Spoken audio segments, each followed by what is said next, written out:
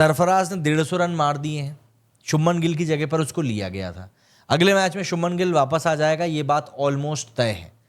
तो ऐसे में अब सेकंड टेस्ट में क्या पॉसिबिलिटीज़ बन सकती हैं, ये बात समझनी अब बहुत ज़्यादा ज़रूरी हो गई है। दरअसल सरफराज खान की 150 के कारण ना केएल राहुल के लिए बहुत ज़्यादा जो कंडीशन है ना वो ख़राब हो चुकी है।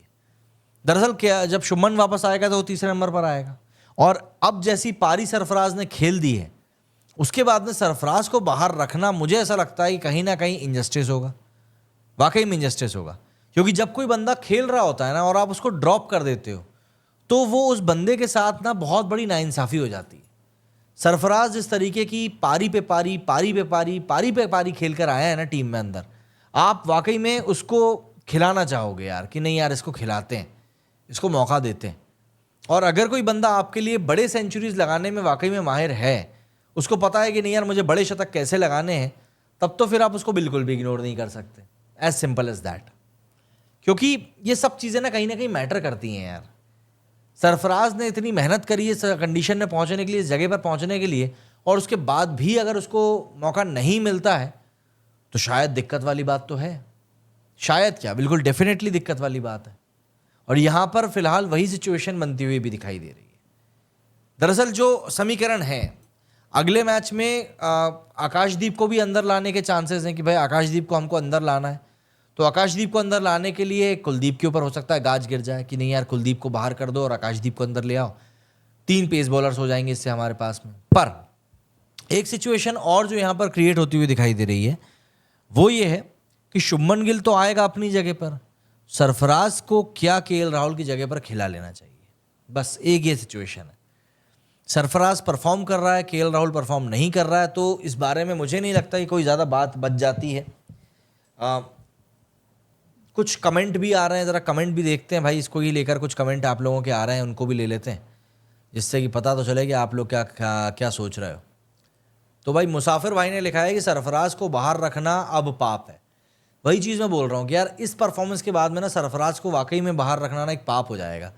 एंड जिस बंदे ने आपको ऐसी इनिंग ऐसे टाइम पर खेल कर दी है जब इंडिया वाकई में परेशानी में थी, प्रेशर सिचुएशन थी, तो आप इस बंदे के टेम्परामेंट और फिर पेशेंस के साथ भी तो कहीं ना कहीं खेल रहे हो ना, वो दिक्कत वाली बात हो सकती है। अमन भाई ने लिखा है कि yes and Sarfaraz should be in playing 11 for BGT2, KL must be benched. Bench पे भी बिठा के क्यों ही बोझ बढ़ाना है यार, क्यों ही बोझ बढ़ाना, क्या बोलो।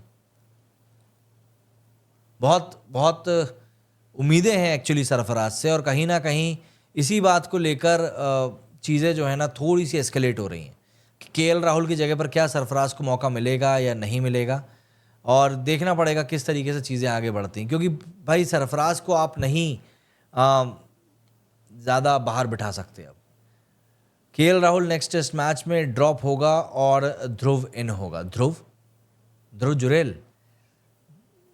जुरेल को आप कैसे इन करोगे यार। सरफराज मेरे हिसाब से देखो, अगर पंत की चोट ज़्यादा गंभीर है तो अगले मैच में उसको रेस्ट दिया जाएगा, तो जुरेल तो अपने आप अंदर आ जाएगा।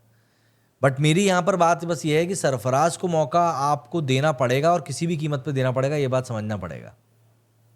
क्या बोलो, मतलब अगर आप मेरी प्लेइंग 11 की बात करो जो अगले मैच की बन सकती है, तो टॉप में तो भाई रोहित और जायसवाल है, तीसरे पे गिल को आप ले आओ, चौथे पे आप विराट को ले आओ। इस 4 को तो मुझे बिल्कुल भी नहीं छेड़ना।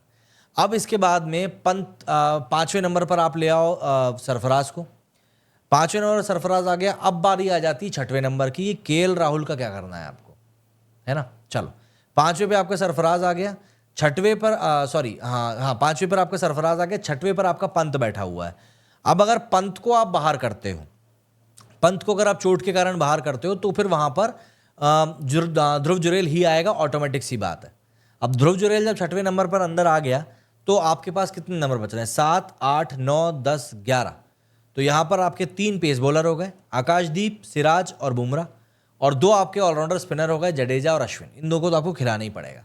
तो यहाँ पर मेरे हिसाब से तो ये एक प्लेइंग 11 है जो कि बनती हुई नजर आ रही है, क्योंकि ऋषभ पंत की चोट जितना समझ में आ रहा है वो थोड़ी सी तो गंभीर है, और उसको लेकर ना चीज़ें मतलब सिचुएशन के हिसाब से थोड़ा समझना पड़ेगा।